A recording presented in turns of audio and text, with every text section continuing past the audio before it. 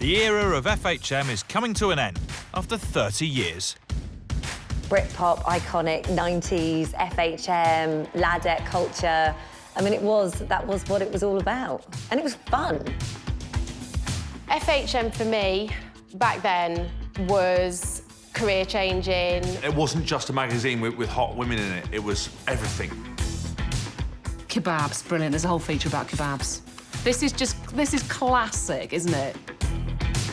There's a whole naked body there, but no, you can't have a nipple. The hugely successful mantra of FHM was always funny, sexy, useful. It was like, is it funny? Yes. Is it sexy? Yes. Is it useful? Yes. Ideally, it's all three. Dump your girlfriend properly. Oh, wow. Like, for the man that's too pussy to do it. I don't know if it was the reading that attracted us to the FHM. More the girls. More the front page. Pervin. Yeah. To me, it represented such a great moment in time. You know, it was just a really exciting time and everything felt really big and celebrated and exciting.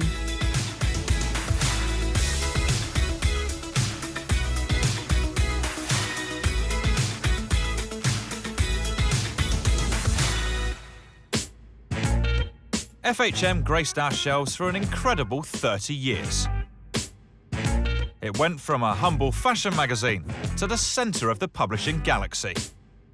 The power that FHM had back then was unbelievable.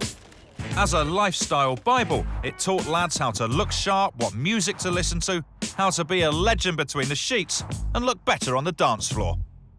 Girls, girls. Gadgets, girls. The magazine can rightfully boast it changed the landscape of Britain in the 90s and noughties, as its lad culture was embraced by both men and women. The 90s heyday, when it seemed like women ruled the world and ruled television. Over the next hour, we look at how FHM told men it was OK to be a lad.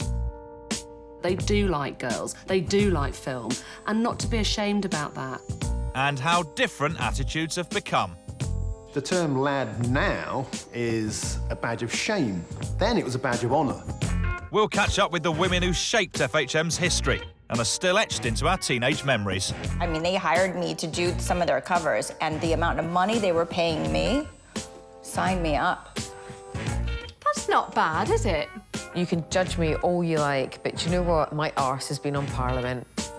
But lads' mags had their detractors who felt they devalued women and wanted them banned. The content of these magazines exceeded anything that any normal person would consider to be reasonable. Whether you loved or hated what it stood for, FHM is about to close its doors forever. I'm sad to see the back of it. I think actually it has its place, but having said that, it's no longer relevant, is it really? As the magazine goes to print one final time, we go behind the scenes and give the last lads mag a very special send-off. Holly Willoughby. Yeah. I was meant to say Holly Willoughby.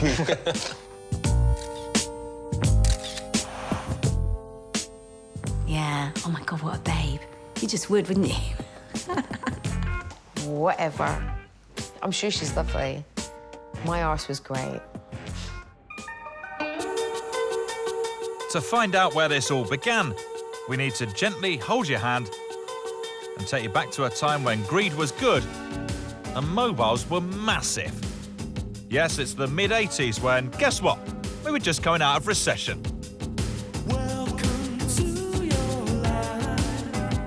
In the early 80s, you know, the landscape of men's magazines was this incredibly boring, aspirational yet dull thing of politicians, guys in suits, businessmen.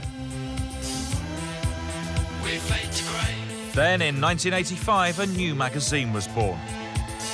For him was aimed at a new reader, the stylish yuppie. I remember it being called For Him magazine. And so I remember seeing it and thinking that there were men on the cover.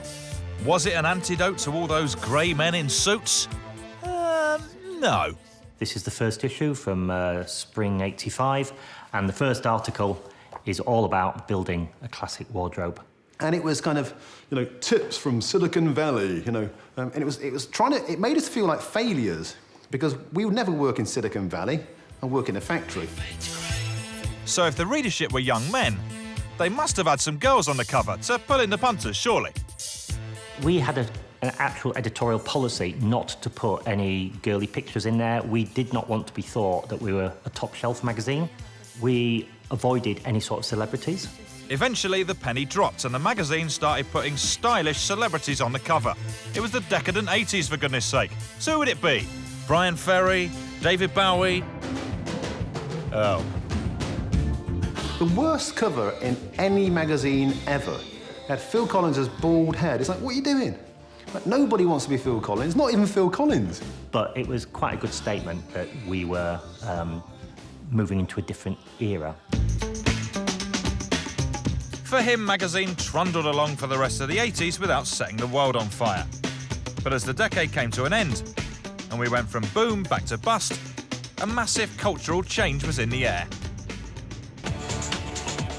Before our eyes in 1990 came the birth of The Lad, showcased on TV programmes such as The Word, and Britain would never be the same again.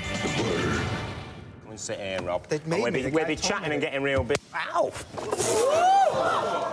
Charming. There was sort of nothing else worth watching on a Friday night. And I remember there was I'll Do Anything to Get on TV, and in particular there was Snog a Granny.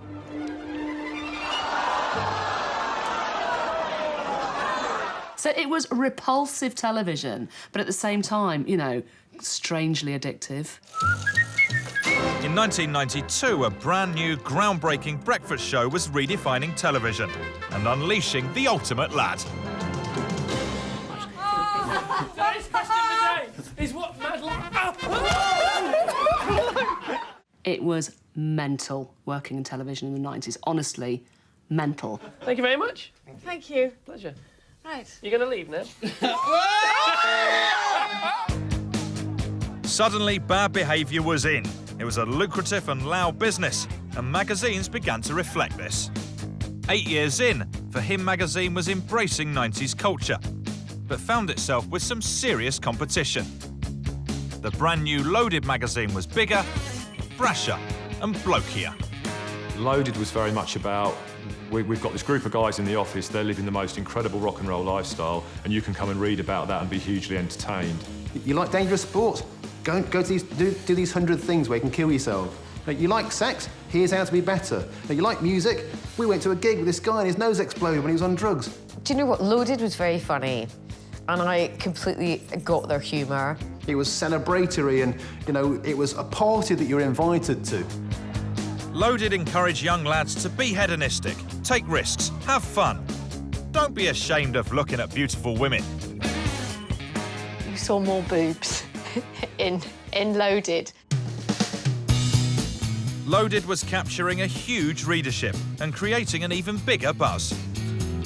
The struggling For Him had to fight back. They'd already relaunched as FHM, though they were still putting blokes on the cover.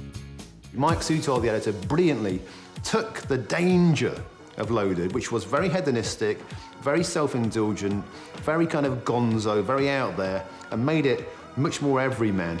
FHM very much took the idea, ran with it, and were by far the more successful brand. It took a little time to find our way. You know, at the beginning we were still putting men on the cover and just adopted what we'd inherited. Still had Frank Skinner on the cover, had Michael Hutchence on the cover, and they were just like, looking back, you know, rubbish. Slowly, a few times there were some women that were put on the cover, and then that was proven to be really successful. So finally, the FHM we know and love today was born, with girls and glamour galore. Madonna was one of the first women on its cover, and it was suddenly at the top of its game and had class compared to its more down-market rivals. Loaded was a bit naughtier and, may I say, tackier, and FHM just had a little bit more gloss to it, and it wasn't so overtly sexual, although it was sexual. FHM felt like it kind of gave men permission to be men, and to be sort of classy men, because they were interested in you know, the body aesthetic, and they were interested in culture. So it was the acceptable face of men's magazines, definitely. But I don't think anybody really understood or knew or could have ever imagined from the beginning what it would turn into. The sales figures were just uncontrollable. I mean, sales were like doubling every issue. We're like, oh my God, this is just insane. You know, and it really was, it felt like tapping into a volcano. And it was a volcano that had been suppressed for years because we've been made to feel bad as being men. You know, you should be responsible. You should be a caring, sharing lover. And it's like, oh, come on, just give us a break. We just want to get pissed and get our leg over. As FHM tapped into that volcano of feelings in young men and began to feature more and more girls on the cover and in the magazine, it became important research material for the curious young man. It was the magazine that had the hottest girls of that time on the front cover, inside, and it always felt really touchable. Billy used to have it all laying around my brother, so I used to pick it up, have a look in it, see these gorgeous girls and go, oh my God, I'd love to be one of them girls one day. Oh, God. So many memories. So many memories.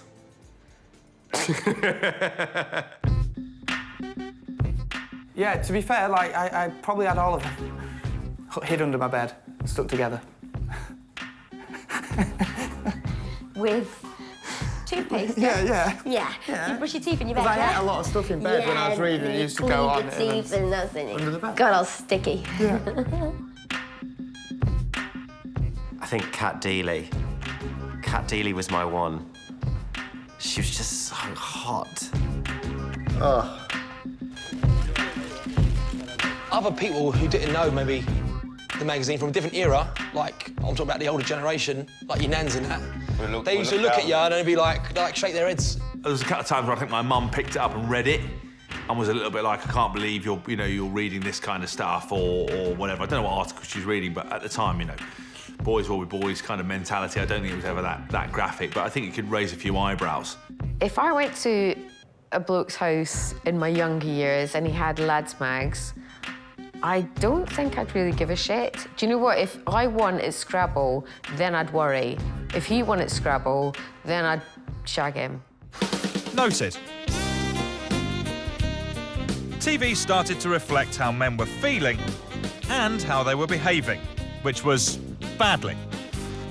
FHM and Loaded were inextricably linked to the sort of TV of the time. Men behaving badly was what these readers did.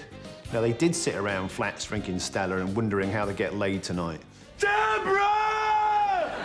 I love you! They were the ordinary lads on telly, living the dream. And our readers were able to join in the dream via the TV, and then the pages of the magazines, they all dovetailed back in together, this perfect storm of celebratory laddism. After the break, Britain goes into labour and gives birth to Britpop. FHM was killing it. And FHM has a new girl in its sights as the ladettes take over the high street and our TVs. Can you slash up against a wall? Me too.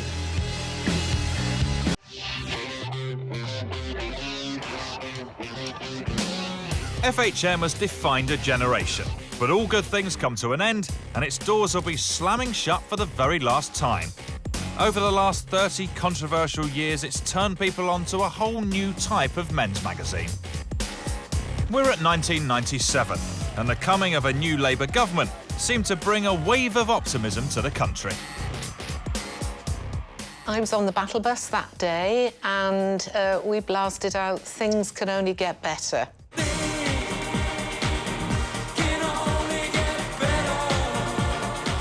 Well, the sort of landscape of British culture at the time was one of hope. Tony Blair felt like somebody at the time, it seems hard to imagine now, he spoke to youngsters, you know, and the musical scene was one of a sort of indulgence and excess.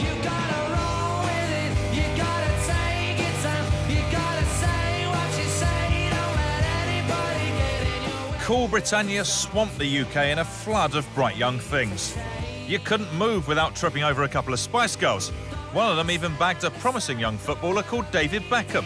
And the Gallaghers were not only at #1, they were at #10. Suddenly Blur and Oasis and Pulp were around, and everything changed. Laddish behaviour, it was completely encouraged. You know, songs about cigarettes, alcohol, drug taking, staying up all night, having sex and not caring. And it gave permission, you know, to a lifestyle. Britpop, the mid-90s, was all about rejecting the Americanisation of everything, really, that whole aesthetic. You could be a chef. Jamie Oliver made cooking cool. You could be an artist. Damien Hirst made art cool. We were taking ownership of who we are, ownership of our own music, ownership of our own look, ownership of our own culture.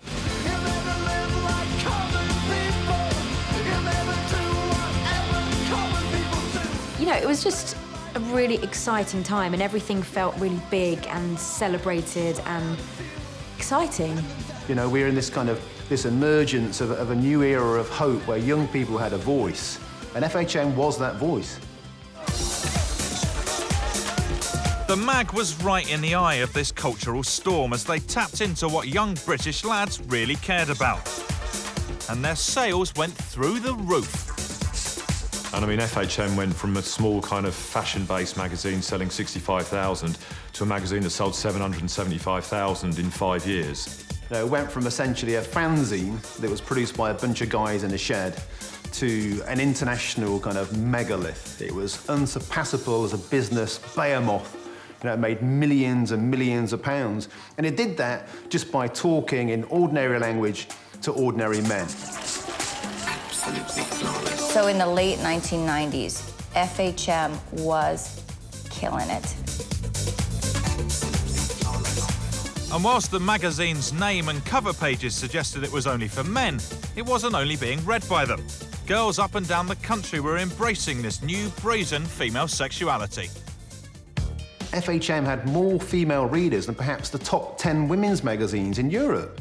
Girls could definitely enjoy the magazine just as much as boys could, because the articles are humorous, the pictures were just amazing. The girls looked stunning, so you could sit there and just go, We'd want to find out about film, we'd want to find out about music, we'd want to have a look at actually what the girls are wearing on the cover and whether they're sexy, because we inevitably compared ourselves with them. Girls would always have a look at FHM just to see what other girls looked like. We're like, oh wow, we see them on television a lot. What do they look like in underwear? I quite like reading men's magazines anyway, because it gives me an insight into a mind that I don't have. And perhaps laddism's greatest achievement was the birth of a new phenomenon, the ladette, who survives to this day.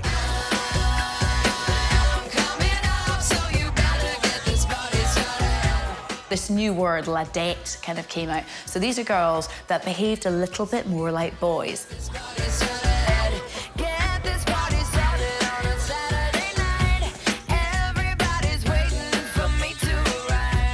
What started on the high street soon made its way onto our screens, with The Girly Show in 1997, and the terrible trio of Rachel Williams, Sarah Kaywood, and Sarah Cox. We call it Wanker of the Week. It's Peter Andre. Well, you've been stalked by the girlies, because Peter Andre, you are tonight Wanker of the Week. Oh, Sarah was just so ballsy. I used to love being around her because she was so cool, and I didn't think that I was. When the Spice Girls appeared on the show, it was the zenith of the zeitgeist and the perfect storm of ladette TV. Lots of people have fantasies about the same sex. Do you know what I mean? I've had everyone. Have you? Sarah Cox and Zoe Ball went hand in hand. They epitomised the 90s. And FHM was there to capture every debauched detail. A night out with the lads, this is horrible, but a night out with Zoe Ball and Sarah Cox, the ladettes, much more interesting. I would love to have been that ladette. I would so love to have been that, but I wasn't. I was usually in bed by 11. Even after a drunken night out, the ladettes were there on your TV first thing in the morning. Hello, darlings. have I got news for you. I think the Ladette culture kind of came to its peak when there were presenters like Denise Van Outen fronting huge shows, The Big Breakfast. You're watching The Big Breakfast, Channel 4. Where life starts at 7. Wearing microskirts, wearing low-cut tops with the cleavage, and she didn't care. Denise proved there's nothing like a hot breakfast, and FHM readily gave its readers a second helping. Denise Van Outen told me once that she went straight from the Smash Hits poll winners party, after party, at the Groucho Club, got her card to meet her there and took her straight to The Big Breakfast at 3:30 in the morning. Not content with filling the TV schedules, ladettes even started popping up in commercials. Do you want a flake in that, love? Yeah, with Boddington's, it definitely mirrors what was going on culturally at the time, because for a woman to be strong and in control and drinking pints, just that image was so perfect for the time. Squeaky clean pop stars all wanted in on some FHM action, aware of the magazine's amazing ability to reinvent or reposition. It used to be a big thing where kids' TV presenters would use it to try and become an adult TV presenter, because that's naturally a very hard transition to make. So, you know, Holly Willoughby was obviously on kids' TV, like people like Cat Deely and all those. They started to do these sexy lads mag shoots to go, hey guys, I can do Saturday night telly with these boobies. I think that was just what FHM did really well. They just kind of took people that you just didn't expect to be sexualized.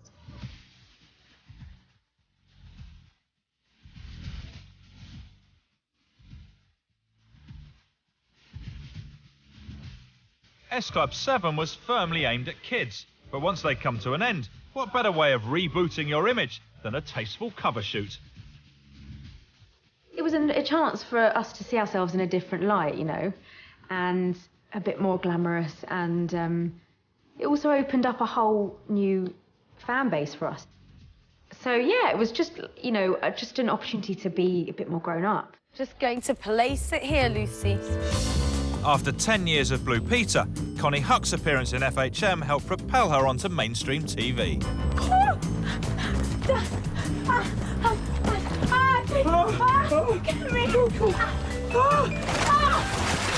Before, all you'd done is just see her make things, and now she was making me very excited.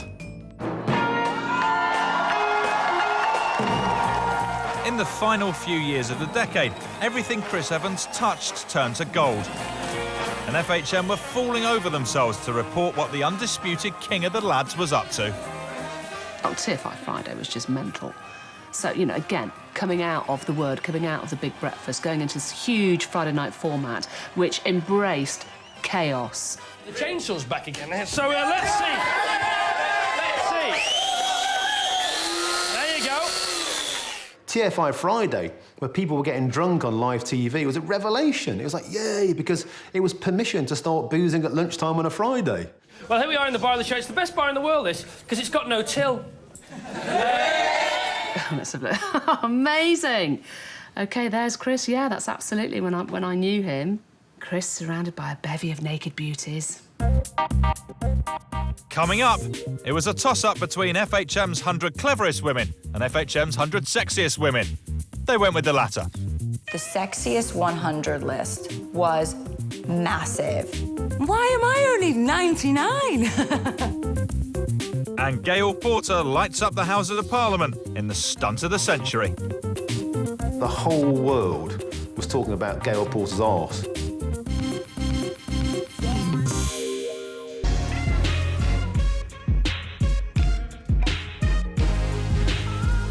In the UK, FHM is going to print with its final ever edition. For 30 years, it's led the way, defining lad culture. At the turn of the century, the magazine had gone global, being published in over 25 countries. They had confidence, they had swagger, they had barefaced cheek. Do you want the good news? Yeah. They've asked me to come back next week! What a result! I remember being asked to do a photo shoot for FHM. I was really confident about my body, and my boobs are a bit higher than they are now. And so, yeah, it was just a bit of a laugh, really. The reason why FHM loved Gail and boys loved Gail is because she did have this very innocent fragility, but she had the body of a siren. It was the first time any of us had got completely naked. They didn't really do bum covers. Bum covers were a sort of hitherto kind of uncharted territory, and she was topless. I've got great tits. It was all sexy bikini shoots, sexy lingerie shoots, and then Gail just went, off with them. The magazine used the image to launch their Top 100 Sexiest Women campaign in the most brazen way you could possibly imagine. Gail had her beautiful derriere projected up onto the side of the Houses of Parliament. So she was a sort of 150-foot bottom. It was a shock for the nation, but a bigger shock for Gail. I didn't know. So, no, nothing to do with me. I had no clue. No! She didn't know they were going to do that. Oh, my God. Cheeky buggers. If they'd have told her, she could have said no, and then they would have been in trouble. So they really had to go. That was part of the maverick element of Lads Mags. You know, you had to push the boundaries. They put my image up there to propel the whole 100 Sexiest Women. You know, it was a publicity thing. I think the greatest ever publicity stunt in the history of men's magazines, probably actually all magazines. The whole world was talking about Gail Porter's arse. You've seen the film Notting Hill, and there's all those people outside. Shit. Suddenly, the local shopkeeper that didn't speak to me is like, hi. Like, oh, really? And then the postman would be like, hi. So suddenly I had a lot of friends. You can judge me all you like, but do you know what? My arse has been on Parliament. As the UK entered the noughties, we were being bombarded with increasing amounts of sexual imagery. Women were largely the subject matter and had little choice but to suck it up or shy away from mainstream media. FHM had it all covered. Pretty girl, perfect pose, and the magazine would fly off the shelves. When I was asked to be on the cover of FHM the first time, it's a big moment. It was a January edition, which comes out at Christmas, so it was a Christmas cover. It's something special. So, yeah, I was chuffed to bits. Look at me there. You can't pay for that kind of marketing, and they're paying you 15 to 20 grand a pop. The concept is even crazy to me. It's more of an honour, so you just take it. It was an opportunity that I just didn't think I could turn down. It'd be a girl's dream to be in the front cover of a magazine. The girls were calling the shots and being flown first class to the sexiest locations on the planet. It was like going on holiday. You just have to wake up at 6 o'clock and shoot for a few hours. Then you just hang out at the resort, and then you shoot again for a few hours at sunset. It was so glamorous. Taken to the most beautiful hotels and shot by the most amazing photographers, and you'd be in the sea and on a mountain. It was a time in my life where I was like, this is quite surreal, really. They sent a helicopter to pick me up. It was all very glamorous and all very showbiz. I was like, yeah, I could get used to this. The best photographers and stylists in the business were hired. You've just got to let your hair down, you know, be confident and have a spray tan before you have your shoot. And the models were taught all the tricks of the trade. And I thought, oh, God, you want me to look at you in a sexy kind of way? Ooh. I remember the photographer saying to me, mince pie's eyes, mince pie's eyes. What's mince pie's eyes? There was one of me doing, putting up my knickers, kind of just, looking into the sunset like that, That was my most uncomfortable shot because I felt like I had rolls of fat. To walk in and all of a sudden be doing that, you know, it was a bit odd. You know, I'd stand behind her and sort of put my arms around her, and she was in underwear and so was I. You can see it on my face how uncomfortable I am. My mum came. The funniest thing was she went, are you cold? I was like, I think I'm okay. She went, you look cold. Like the most amazing thing, you see the pictures come out and they'd send me a magazine and I'd go, I don't look like that. I've never looked like that. I look amazing. Because they just enhanced you. Just a little shave of your leg here and a little sort of hoik of your boob here, and suddenly you've got more of a waist than you had. Because I can now go, look, that's what I used to look like. FHM knew its readership, and its readership was lapping it up. Out of the model's rising popularity, a simple but brilliant idea was born. The 100 Sexiest poll went from a talking point to an annual event. The Sexiest 100 list was massive. I would be so thrilled to death. I couldn't wait. Okay, am I gonna make it this year? Am I gonna make it on the list? What number am I gonna be? I mean, it meant something. It was so exciting, but not only that, the whole country came on board. When Kat Deeley was on the cover of the 1998 100 Sexiest, and it sold like 926,000 because it was inside a foil bag, the sense of mystique and an occasion, and it just went ballistic. I don't care what anyone says, every girl wants to believe that she's sexy and gorgeous and beautiful, and that's how being in the top 100 makes you feel. I was like in the 60s somewhere. It's one of the things that's most brought up. I went to do Celebrity MasterChef, and Greg Wallace actually introduced me as one of the world's top 10 sexiest women. I was a bit disgruntled, thinking I've done so much, you know, I'm an actress, and I've written books, and I've done this, and I've done that, and what? I'm just known as being one of the top 10 sexiest women. And then I thought, get a grip, Lee. So it's not bad, is it? It's quite nice, really. Chill. And everyone seems to get really excited about it every year. You go, OK, I'll go and get the magazine. Where am I ranked? And you have a little look through. You want to stay in position, right? So I was number 2, and then when I went down, I was like, oh God, I've better shape up for next year because I'm slipping. It's all very tongue-in-cheek and fun, but you're like, hang on a minute, what's going on here? I'm number 6 this year. If I went up a few notches, I have to admit, I was quite excited. Why am I only 99?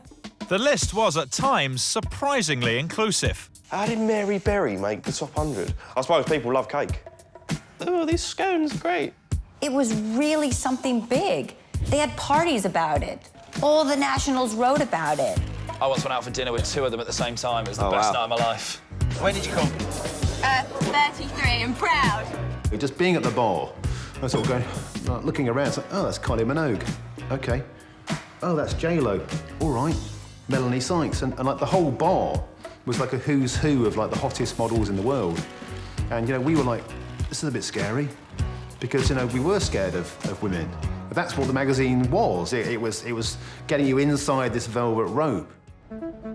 The magazine was constantly looking for its next cover star, and where better to look than the girl next door. The High Street Honeys was such a huge success that about 15 different people now claim that they invented. That's the concept, to find a high street honey. Yeah, but like a girl next door. In the early noughties, young women had seen presenters and soap actresses make a career out of appearing in FHM, and so thousands jumped at the chance to get in on it. Such a sought-after opportunity for so many girls. Someone will be outside a shop and they go, I think we found one. There were 6,000 entries into the High Street Honeys, and I'd made it into the top 100. So FHM produced a little booklet that came with the magazine, and there was my little picture in print. Unbelievable. And the public had to vote on who they wanted to go through to the top 10. And the winner of High Street Honeys, first ever non-celebrity to grace the cover of FHM, Tanya Robinson.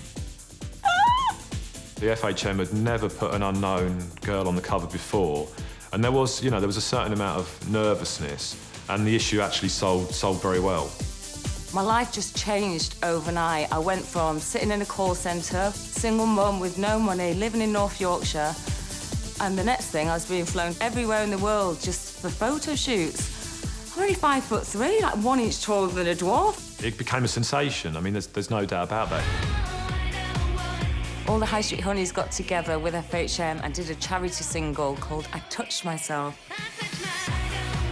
And all of a sudden, girls out there who were maybe working on a shop on a Saturday suddenly felt that they could become a celebrity and, in a strange kind of way, did make stars of these people. I got a record deal, modelled for big brands, loads of reality shows.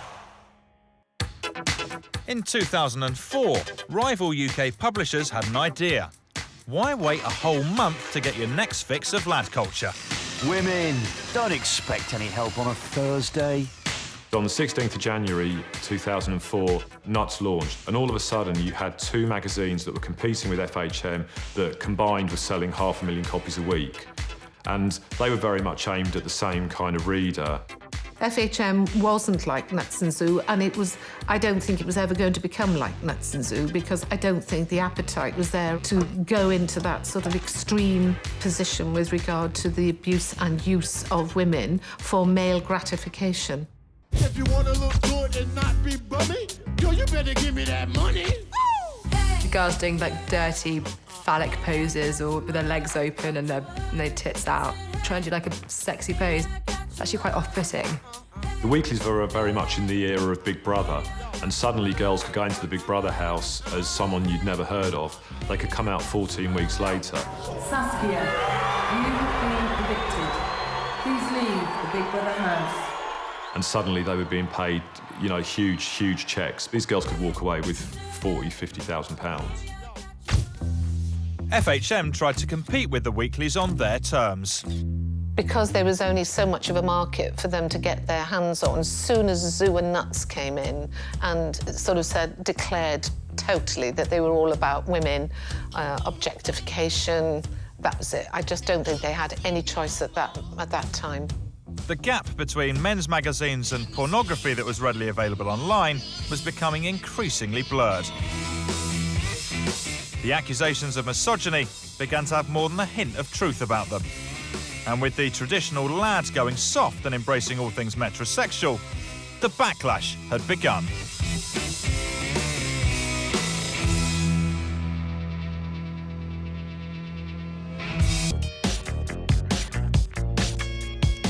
This month, FHM publishes its last ever magazine, and we're looking back at its funny, sexy, controversial 30-year history.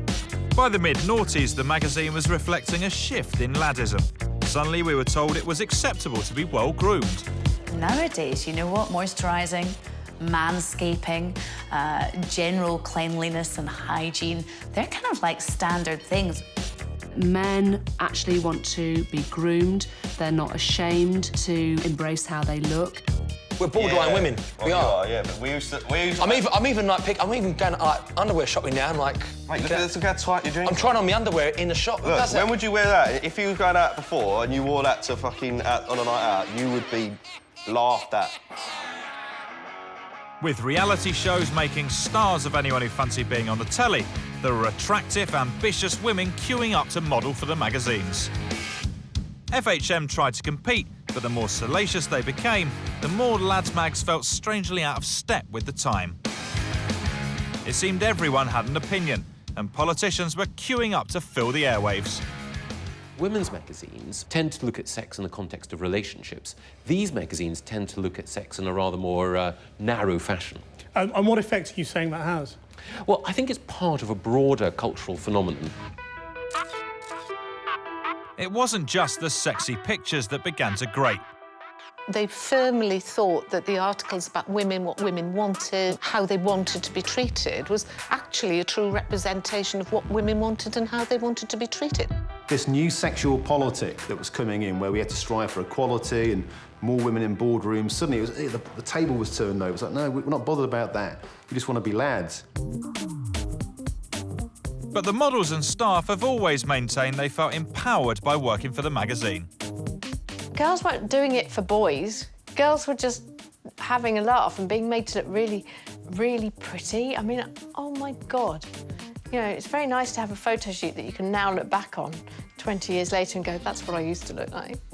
I don't think I would have lasted 7, 8 years in that office had it been in any way derogatory or, you know, undermining. Women did it to promote their careers. You know, some of the models were earning far more than the staff ever did on those magazines.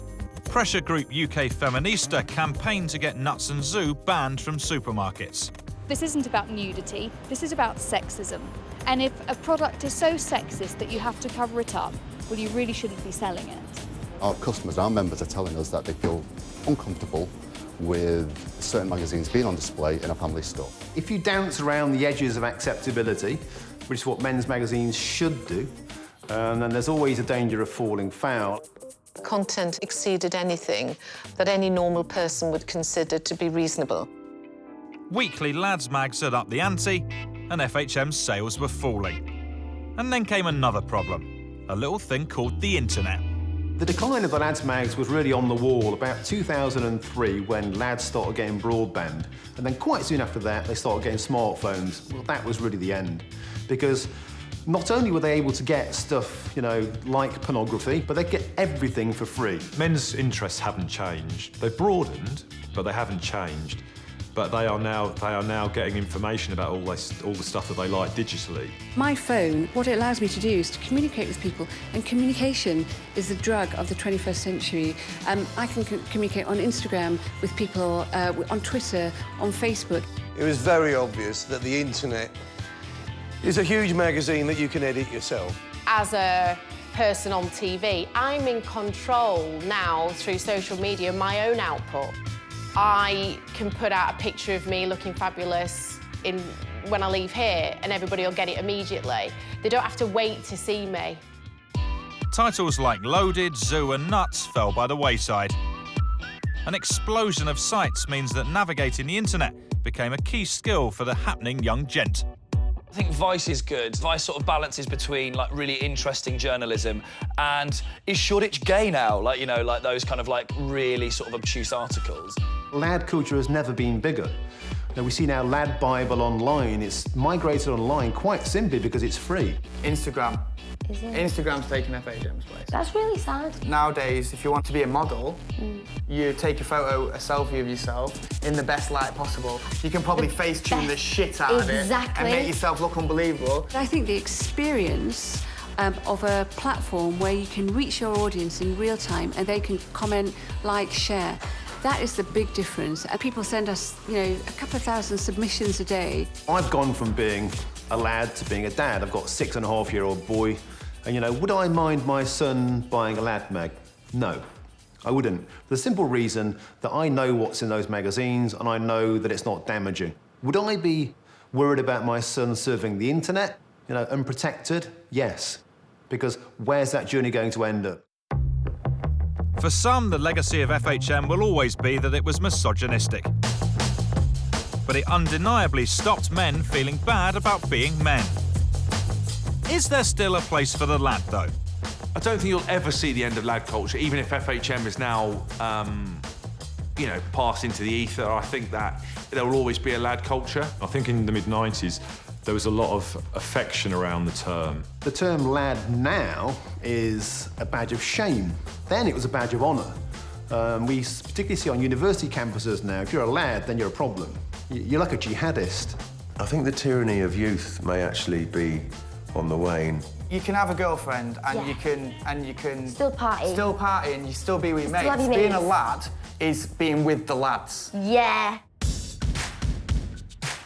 So after 30 years, it's finally over. But there's one last edition and one final cover star. Today is a big kind of fond farewell to FHM. Goodbye to all the faithful readers. I was around about 18 when I first did my very first FHM shoot, and it was fun. It's a lovely goodbye, and to be part of, you know, the iconic FHM. Once upon a time, it would have been something that I would have done and gone, yeah, absolutely, what shall I wear? Let me take this off. But now I'm 34, I'm a mum of 3, so that kind of terrified me, but also made me go, actually, no, go and do it.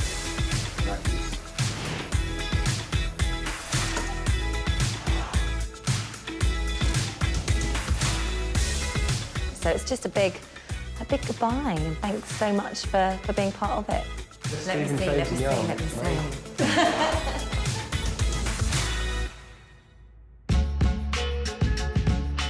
So here we are at the end of the Lad Mag era. FHM defined a generation and made pots of money for the hundreds of women brave enough to appear in its pages. I cannot believe this is the end. But boy, did you have a long, great run. The last ever physical magazine, Lads Mag. It feels like growing up, this would never happen, this day would never come. I owe a lot to FHM. I think they've been such a massive support to me throughout my career. It just feels like an end of an amazing, long era. You taught me a lot, and we're going to miss you. Quite proud of the fact that I did some pictures that I looked pretty cool in, that I didn't feel like that ever. I'm sad to see the back of it. I think actually it has its place, but having said that, it's no longer relevant, is it really? Dads will miss it, lads will miss it, and even the feminists are going to miss it. I would say that they actually launched this notion that a man could look good. I look back on it with a lot of fondness, and I'm sure millions of young British men do as well. Never going to happen again, is it?